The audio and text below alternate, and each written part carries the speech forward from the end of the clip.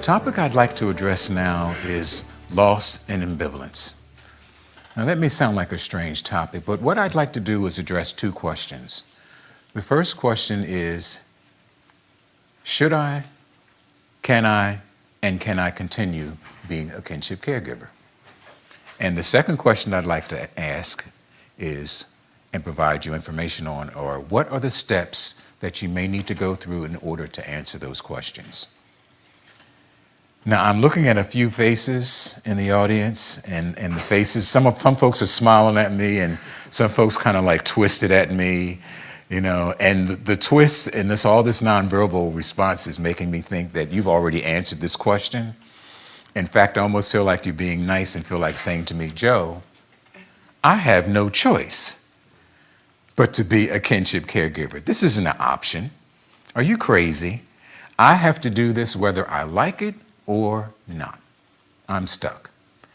And if that's what you're thinking, and if you feel like you can't change your mind, my response to you is that you may not have a choice but to ask those questions. In fact, obligation is not enough of a reason to be a kinship caregiver. If you're doing it strictly out of obligation, you may burn out. In fact, you're going to be obligated to ask these questions.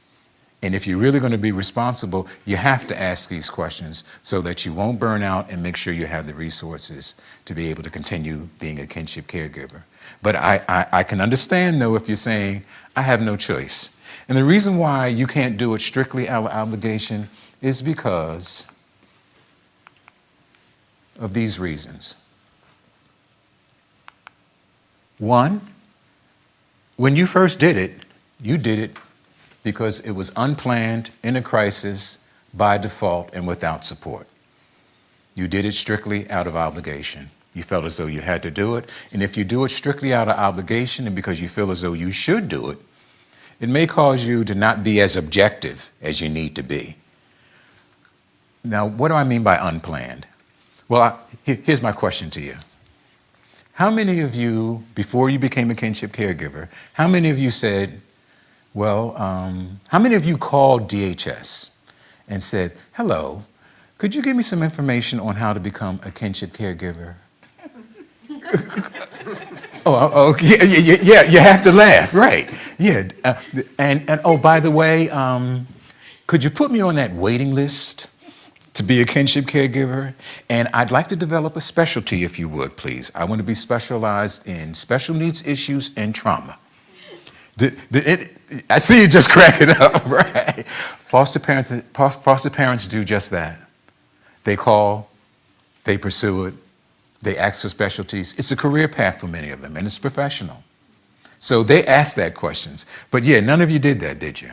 Oh, okay. No, okay, I hear you. Well, how about this one? How many of you said to yourself, well, when I have time on my hands and when I'm in a position to give back to my family and community, I'm going to become a kinship caregiver. I'm going to adopt or find guardianship of my nieces and nephews, and I'm going to raise them for the rest of my life. No, I know. Yeah, no. But adoptive parents talk that way. When I have time, resources, I want to develop my family, I want to give back to the community, I'm going to become a foster parent or I'm going to adopt. But for you as caregivers, it was unplanned in a crisis by default and with support. For foster parents and adoptive parents, it's planned, they voluntarily pursue it, they get training, and they get support. So that's why I'm saying to you that you may have to process those questions and this time not do it strictly emotionally and strictly on the basis of obligation. The second reason why you have to ask those questions is because there are going to be changes in your circumstances over time. And I'll get more into that. And the third reason why you have to ask those questions, should I, and can I continue? The third reason is because we're starting to realize from the research that how you feel makes a difference.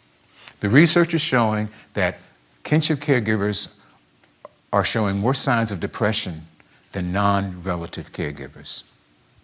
But it makes sense. It's unplanned, it's in a crisis, it's by default, and it's without support. So of course you're going to feel more depressed. You're going to feel more overwhelmed. With foster parents and adoptive parents, it's planned, it's premeditated. There's training and support before the children get there. All right, you're doing all this other stuff after the fact. So again, you may have to ask those questions, should I and can I? Because how you feel does make a difference. Remember I said you might have thought that I don't have a choice, I have to do it whether I like it or not. Yeah, you do have to like it or not. And those feelings do make a difference. So, let me take you back, before you read that, let me take you back to the day you realized that the children weren't leaving. I want you to take you back to that day when you realized that they were coming and that they were staying. And my question to you is, what made you feel as though you should do it? 1 or 2 word answers, 3 at the most. Biology. Yeah, that does say a lot. What was the other reasons that made you think that you should do it? Yes. I had the closest connection to them Closest connection to them. out of all the other grandparents, sets of grandparents. Right. Closest connection out of all the other grandparents. So it was kind of like by default. No, we all were in the Oh, meeting hallway together. of the courthouse. Wow. Vying for who was going to take the wow. kids. Okay. And both parents were facing criminal charges. They were both detained. Okay. They were both in the courtroom. Okay. The girls were in emergency Mm-hmm. placement for 48 hours, and I got a call. Yeah. There was a hearing on Thursday. Okay. Nothing else. So in a hallway, I showed up in there. you showed up. Other sets on dad's side. Right. And you knew you 3 had to sets do on it. dad's side. Right. One set on my daughter's father's side. Right. And chaos. And the little girl, and a 1.5 and 5-year-old in the mix of all these grandparents. Going back and telling them forth. if they wanted, do you want to come with me? Okay. All right. So you were involved. So you had several reasons why you felt as though you should. To stop the They were my chaos. daughter's children. They're your daughter's children. You were the closest ones to them, and you didn't want them to go into foster care.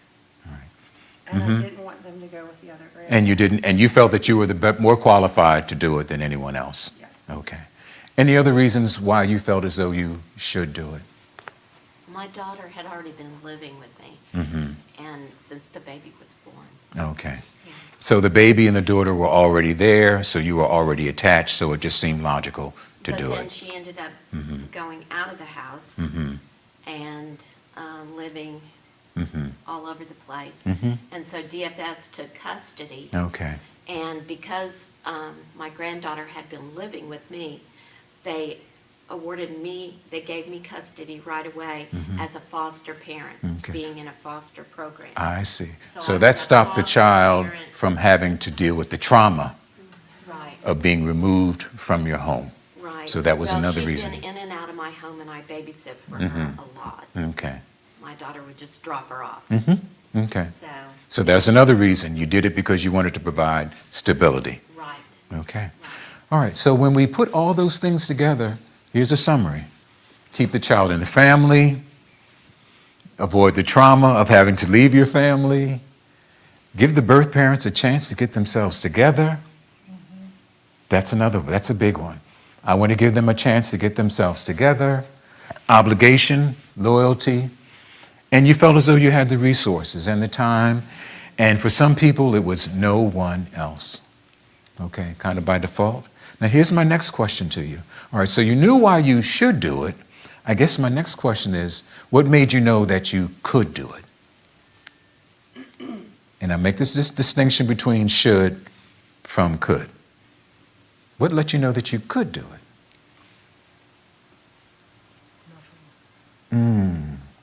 Response was nothing. What else? More resources. More resources. Okay. Faith in God. Faith in God. The Word of God. The Word of God. Okay. Your conscience. All right. Your spirituality. I don't know if you noticed it, but You see all these things that I have listed here? Finances, housing, time, health, support, daycare, access to services, emotional resources. Not too many people mention that. It was faith, it was conscience, and for one person, I think you had said, nothing. And that's why you have to go through this process of asking, should I, can I, and should I continue? It's because you didn't have a chance the first time to really put those things together. Your response was emotional. So, you need to ask those questions when, number one, there's a disconnect between the should I and the can I, because that's what just happened here. I got more conversation around why you should and hardly any conversation around can you. That's the reason why you need to ask yourself, can I, should I, and can I continue? Because of that disconnect, there's a gap. And you want to make sure that that gap isn't as wide as it is when you first did it, that there's a connection, that there isn't as much as of a gap between should I and can I. And the second reason why is because you have to make sure you want to do it before you commit to doing it, because you missed that step too. Missed that step of knowing that you wanted to do it and you were making a commitment to do it before you knew you wanted to do it. See, foster parents and adoptive parents know they want to do it before they do it. They've had a chance to consider it, it's planned, they pursue it. You didn't. You just did it because you felt like you should. And you need to give yourself a chance. So when you're starting to question and your feelings are starting to impact how you feel, and you're afraid that it might be affecting the children, you need to ask the question, should I? And here are the steps. 6 steps. I'm going to go through them one by one. First of all, you have to give yourself permission to ask those questions. That's a must. You have to give yourself permission to ask those questions. It sounds crazy, but you have to give yourself permission to put yourself first. That comes from flying. He's saying, have you ever been on the plane? Please put your mask on first before you assist anyone else with their mask. Why? You have to be conscious in order to help them.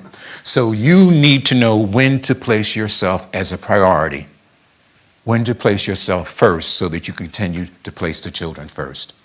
So that's why you have to start with giving yourself permission. Number 2, you want your decision to be informed this time, not just based on what I should, but you want it to be based on a process where you're looking at, can I? What are those resources? And here's your discussions with yourself. When I initially decided to become a caregiver, it was based on loyalty, guilt, and obligation. I did it while I was in a crisis. This time, I want my decision to be informed based on facts. I may need to say no if I'm going to hurt myself or the children. It's a tough discussion, but those are discussions you need to have for yourself. Step 3, commit to the process so that you'll know that you want to do it before you do it.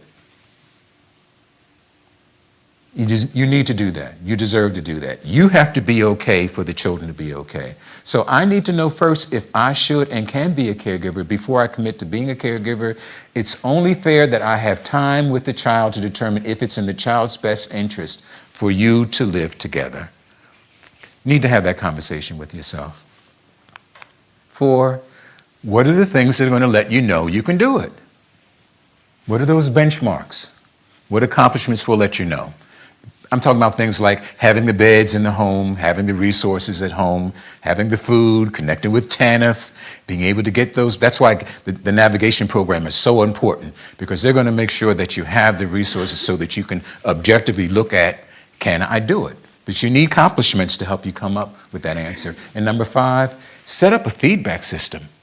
People need to know when you're getting overwhelmed. People need to know when it's getting too much to you. We don't want you to end up in a crisis and end up picking up the phone saying, come and what? Get them. This is prevention planning. This is safety planning. Letting folks know when you're feeling overwhelmed and giving folks feedback for that. And number 6, coming up with a plan in case you say, I can't do it. Coming up with a plan to talk about how you're still going to be involved even if you're sure, even if you've decided you can. So in summary, obligation, guilt, or loyalty is not enough of a reason for you to remain would be a caregiver. You need to know, knowing you should and knowing you can also need to be reasons for being a caregiver. You need to be aware of that disconnect, that gap between I should and I can. You don't want that gap to be so far because you're setting yourself to burn out. And also, it's important that you know how you feel. If you don't like what you're doing, and that sounds so simplistic, you have to respond to that. You've got to look at whether this is something, whether or not the benefits outweigh the losses. Because there's a lot of loss in kinship care. Can you live with the losses? Are there enough benefits to allow you to delay retirement, to affect resources, to change your routines, to lose the friends who can't handle children being around them? Yeah. But are there enough benefits in order for you to live with the losses? Okay, well, thank you very much.